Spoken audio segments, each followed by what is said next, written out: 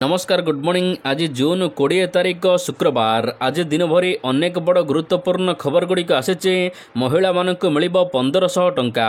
अन्यपटे ओडिशा रे आज केउठारे स्कूल खोलुची केउठारे बंद जानतु राज्य सरकार नुआ योजना आसी। तेबे आसंतु आज सकाळ आसीथिबा 23 बड़ खबर उपरे नजर पकाइबा। नंबर 1 आज खोलिबो ओडिशार समस्त स्कूल। ग्रीष्म छुट्टी परे आज स्कूल गुड़िक पुनर्बार खोलिबाकू जाउथिबा बेले ओडिशा सरकार समस्त जिलापाल को शिक्षानुष्ठान गुड़िकर शिक्षागत कार्यक्रम सुपरिचालना करने को संपूर्ण प्रस्तुत रहिबा को निर्देश देइचंती। स्कूल और गणशिक्षा विभाग कमिश्नर तथा सचिव शालिनी पंडित जिलापाल मानक चिठी लिखि विभाग अधीन स्कूल गुड़िक हॉस्टेल गुड़िक संपूर्ण प्रस्तुत रखा निर्देश देइचंती।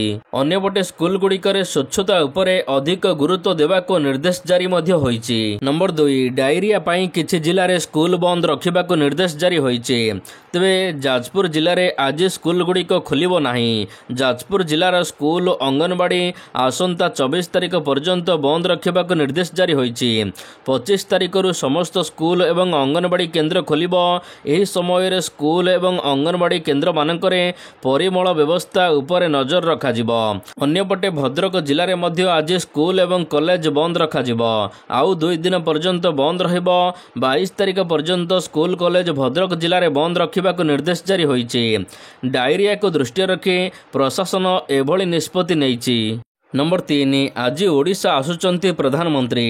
आज ओडिशा गस्तरे आसुचंती प्रधानमंत्री नरेंद्र मोदी 19,000 कोटी टंकार विभिन्न प्रकल्पर शिलान्यास एवं उद्घाटन करिबे। प्रधानमंत्री 105टी प्रकल्पर शिलान्यास एवं उद्घाटन कराजिबो। प्रधानमंत्री भुवनेश्वर रे पहुंचीबा परे विमान बंदर रे तांको दियाजिबो भव्य स्वागत संबर्धना। यहा परे तिरंगा यात्रा करिबे प्रधानमंत्री। कलिंग स्टेडियम ठारो विशाल रोड शो करी आसिबे प्रधानमंत्री। यह सहित सबु विधानसभा रे पाखापाखि 2 लाख कार्यकर्ता माने राजधानी रे प्रधानमंत्री को स्वागत करिबे। एयरपोर्ट रु जनता मैदान भितरे 28 जगह रे स्वागत पाई सांस्कृतिक कार्यक्रम मध्य अनुष्ठित हेबो। नंबर 4 प्रधानमंत्री गस्त पाई ट्रैफिक कटकणा। ओडिशा आसुचंती प्रधानमंत्री नरेंद्र मोदी एथिपाई सुरक्षा व्यवस्था को कड़ाकड़ी करा जायछि। अन्यपटे मोदी को रोड शो रूट एवं जनता मैदान समारोह स्थल रे प्राय 133 प्लाटून पुलिस फोर्स जगिबे। तेबे आज अपराह्न 3टारू 6टा पर्यंत प्राय 3 घंटा विमान बंदर रु एजी छक राजभवन यह सहित जयदेव विहार एवं जाभिलियर छक रास्ता बंद रहिबो। प्रधानमंत्री गस्त पाई कमिशनरेट पुलिस पक्षर ट्रैफिक कटकणा मध्य जारी करा जायछि। नंबर 5 आज भुवनेश्वर रे हाफ डे ऑफिस। प्रधानमंत्री नरेंद्र मोदी भुवनेश्वर गस्त समय रे व्यापक जनसमागम एवं ट्रैफिक भिड़र आशंका रही। एथिपाई भुवनेश्वर रे आज बीएमसी अंचल रे स्कूल गुड़िक बंद रखा निर्देश जारी होइछि। अन्यपटे बीएमसी अधीन रे कार्य करुथिबा समस्त सरकारी कार्यालय पाई आज हाफ छुट्टी घोषणा करा जायछि। राजस्व यह सहित मजिस्ट्रियल कोर्ट छुट्टी मध्य रहिबो। ए नै राजस्व विपर्यय परिचालना विभाग पक्षर निर्देश जारी होइछि। नंबर 6 चिकित्सा पाई आज मुंबई जिबे नवीन। आज दिन 10टारे मुंबई पाई बाहरिबे नवीन पटनायक। मुंबई रे चिकित्सा चलिबो। दलमत सर्विस शेष रे तांको पाई समस्तंकर सम्मान रहिछि।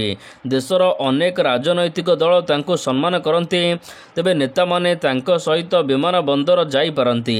मुंबई रे डाक्टर रमाकांत पंडा नेतृत्व रे नवीन चिकित्सा करा जिवो। नंबर 7 ओडिशा गस्तरे आसिबे राहुल गांधी। ओडिशा आसिबे विरोधी दल नेता राहुल गांधी। राहुल सहित कांग्रेस दल अध्यक्ष मल्लिकार्जुन खड़गे मध्य ओडिशा गस्तरे आसिबे।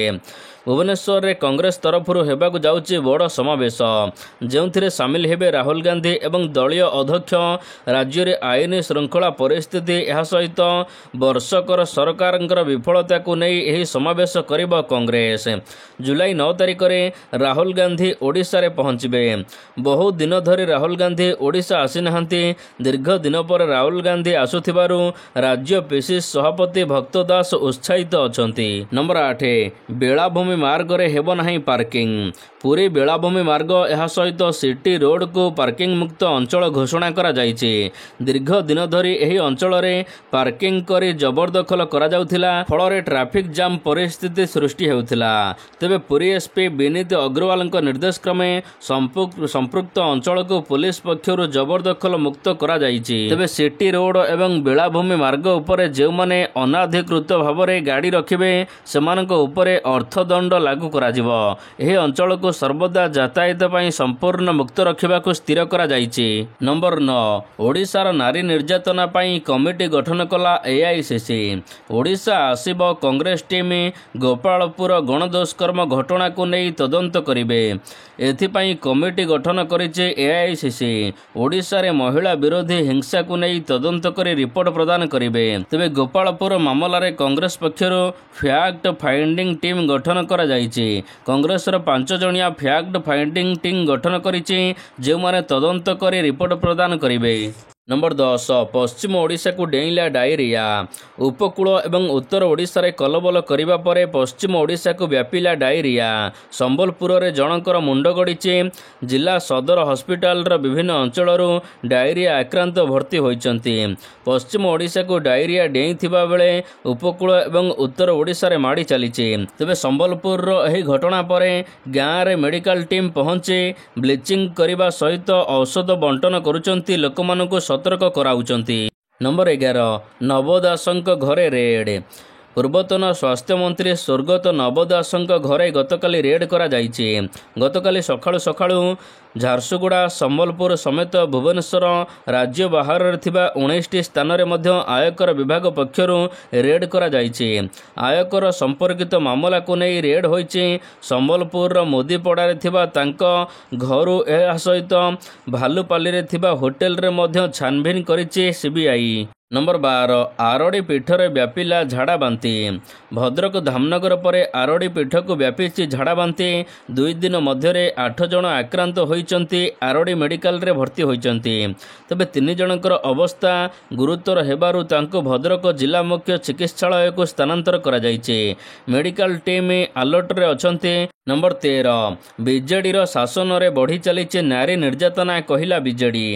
ବିଜେପି ଶାସନରେ ନାରୀ ନିର୍ଯାତନା ବଢ଼ି ଚାଲିଛି। କୌଣସି ସରକାର ସମୟରେ ଏପରି ହୋଇନଥିଲା।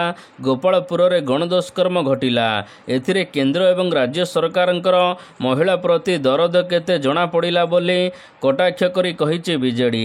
ବିଜେଡି ନେତ୍ରୀ ତଥା ବିରୋଧୀ ଦଳ ମୁଖ୍ୟ ସଚେତକ ପ୍ରମିଳା ମଲ୍ଲିକ କହିଛନ୍ତି, ସରକାର ବର୍ଷ ପୂର୍ତ୍ତି ଉତ୍ସବ ପାଳିବାରେ ମାତିଛନ୍ତି। ଏପଟରେ ଓଡ଼ିଶାରେ ଦୁଷ୍କର୍ମ ଏବଂ ଆଇନ ଶୃଙ୍ଖଳା ପରିସ୍ଥିତି ବିଗିଡ଼ିବାରେ ଲାଗିଛି। ନମ୍ବର 15, ବିମାନ ବନ୍ଦର ପାଖରେ ଘରର ଉଚ୍ଚତା କମିବ, ଗଛର ଉଚ୍ଚତା କମିବ। ଏଣିକି ବିମାନ ବନ୍ଦର ନିକଟରେ ଥିବା ଘର ଏବଂ ଗଛର ଉଚ୍ଚତା କମିବ।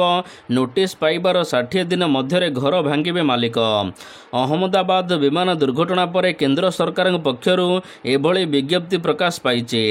ନିୟମ ଅନୁସାରେ ବିମାନ ଚଳାଚଳରେ ବାଧା ସୃଷ୍ଟି କରୁଥିବା କୋଠା କିମ୍ବା ଗଛକୁ ତୁରନ୍ତ ହଟାଯିବ। ନୋଟିସ୍ ପାଇବାର 60 ଦିନ ମଧ୍ୟରେ ଏଗୁଡ଼ିକ ଭାଙ୍ଗାଯିବ ଏବଂ ଉଚ୍ଚତା କମାଯିବ। ବ୍ୟବସ୍ଥା ଅନୁସାରେ ଘର ମାଲିକ କ୍ଷତିପୂରଣ ପାଇଁ ଆବେଦନ କରିପାରିବେ। ସମ୍ପୃକ୍ତ ମାଲିକଙ୍କୁ କ୍ଷତିପୂରଣ ମଧ୍ୟ ପ୍ରଦାନ କରାଯିବ। ନିର୍ଦ୍ଧାରିତ ସମୟସୀମା ଭିତରେ ଘର ଭାଙ୍ଗିବା ସହିତ ଗଛର ଉଚ୍ଚତା କମାଇବାକୁ ନିର୍ଦ୍ଦେଶ ଜାରି ହୋଇଛି। ନମ୍ବର 16, ମୋହନ ସରକାରଙ୍କର ବଡ଼ ଘୋଷଣା, ମହିଳାମାନଙ୍କୁ ମିଳିବ 1500 ଟଙ୍କା। ମଧ୍ୟପ୍ରଦେଶର ମୁଖ୍ୟମନ୍ତ୍ରୀ ମୋହନ ଯାଦବ ଗୁରୁବାର ଦିନ ଏକ ବଡ଼ ଘୋଷଣା କରିଛନ୍ତି। ସେ କହିଛନ୍ତି, ଦୀପାବଳିରୁ ପ୍ରତି ମାସରେ ଲାଡଲି ବେହେନାମାନଙ୍କୁ 1500 ଟଙ୍କା ଦିଆଯିବ। ଲାଡଲି ବେହେନା ଯୋଜନା ଅଧୀନରେ ମଧ୍ୟପ୍ରଦେଶର ଯୋଗ୍ୟ ମହିଳାମାନଙ୍କୁ 1250 ଟଙ୍କା ଏବେ ଦିଆଯାଉଛି। ଆଗକୁ 1500 ଟଙ୍କା ଦିଆଯିବ।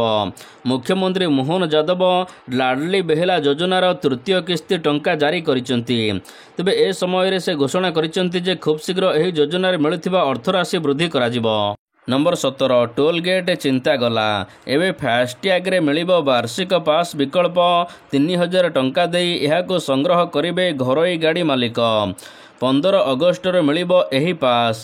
ଟୋଲ୍ ପ୍ଲାଜାଗୁଡ଼ିକରେ ଏବେ ଲମ୍ବା ଧାଡ଼ି ହଟାଇବାକୁ କେନ୍ଦ୍ର ସଡ଼କ ପରିବହନ ରାଜପଥ ମନ୍ତ୍ରାଳୟ ପକ୍ଷରୁ ଏଭଳି ବ୍ୟବସ୍ଥା ପ୍ରଚଳନ କରାଯିବ ବୋଲି ଜଣାପଡ଼ିଛି। ଏହି ପାସ୍ ଘରୋଇ ଯାନ କାର ଜିପ୍ ଏବଂ ଭ୍ୟାନ୍ ଗୁଡ଼ିକ ପାଇଁ ଉପଲବ୍ଧ ହେବ। 3000 ଟଙ୍କାରେ 1 ବର୍ଷ ବା 200 ପର୍ଯ୍ୟନ୍ତ ଟୋଲ୍ ପାର କରିବାର ବୈଧ ରହିବ ଏଥିରେ ବିକଳ୍ପ, ଅର୍ଥାତ୍ ଗୋଟିଏ ଟୋଲ୍ ପାର କରିବା ପାଇଁ ଖର୍ଚ୍ଚ ହେବ ପ୍ରାୟ 15 ଟଙ୍କା। ନମ୍ବର 18 ଏୟାର ଇଣ୍ଡିଆ ବିମାନର ବଡ଼ ନିଷ୍ପତ୍ତି। ଇରାନ ଉପରେ ଇସ୍ରାଏଲି ଆକ୍ରମଣ ଏବଂ ମଧ୍ୟପ୍ରାଚ୍ୟରେ ବର୍ତ୍ତମାନ ଘଟୁଥିବା ପରିସ୍ଥିତିକୁ ଦୃଷ୍ଟିରେ ରଖି ଏୟାର ଇଣ୍ଡିଆ ଅସ୍ଥାୟୀ ଭାବରେ ଅନ୍ତର୍ଜାତୀୟ ବିମାନ ଉଡ଼ାଣ ହ୍ରାସ କରିବାକୁ ନିଷ୍ପତ୍ତି ନେଇଛି।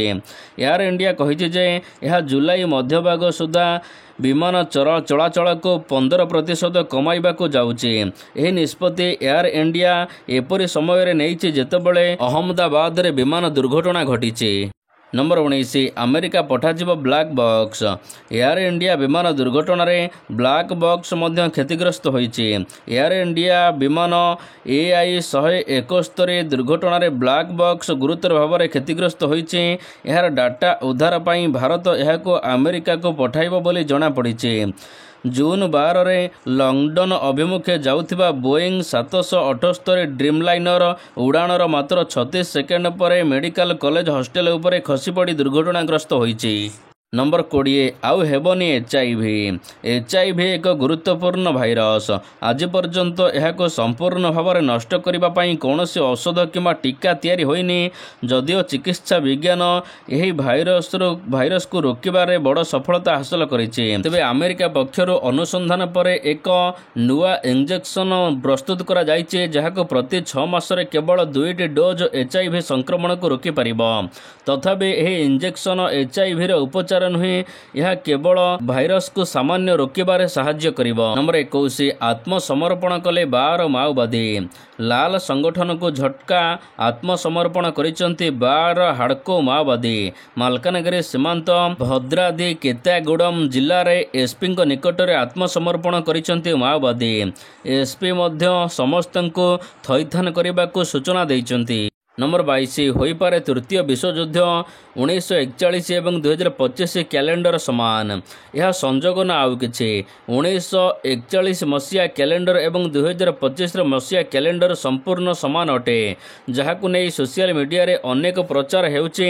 1941 ମସିହାରେ ଦ୍ୱିତୀୟ ବିଶ୍ୱଯୁଦ୍ଧ ହୋଇଥିଲା, ତେବେ ଯେଉଁ ପରିସ୍ଥିତିରେ ଏହା ହୋଇଥିଲା ତୃତୀୟ ବିଶ୍ୱଯୁଦ୍ଧକୁ ମଧ୍ୟ ଏହା ଏବେ ଇଙ୍ଗିତ କରୁଛି, କାରଣ 1941 ମସିହା କ୍ୟାଲେଣ୍ଡର ବୁଧବାର ଦିନ ଆରମ୍ଭ ହୋଇଥିବା 2000 ମସିହା କ୍ୟାଲେଣ୍ଡର ମଧ୍ୟ ବୁଧବାର ଆରମ୍ଭ ହୋଇ ସମାନ ଅଛି, ଯାହାକୁ ନେଇ ଅନେକ ପ୍ରଚାର ଚାଲିଛି। ନମ୍ବର 23 ଆଜିଠାରୁ ଭାରତ ଇଂଲଣ୍ଡ ସିରିଜ୍। ଆଜିଠାରୁ ଆରମ୍ଭ ହେଉଛି ଭାରତ ଇଂଲଣ୍ଡ ଟେଷ୍ଟ ସିରିଜ୍।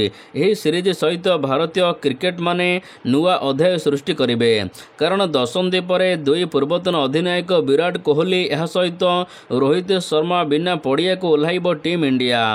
ବରିଷ୍ଠ ସ୍ପିନର ଅଶ୍ୱିନ୍ ମଧ୍ୟ ଟେଷ୍ଟରୁ ଅବସର ନେଇ ସାରିଛନ୍ତି।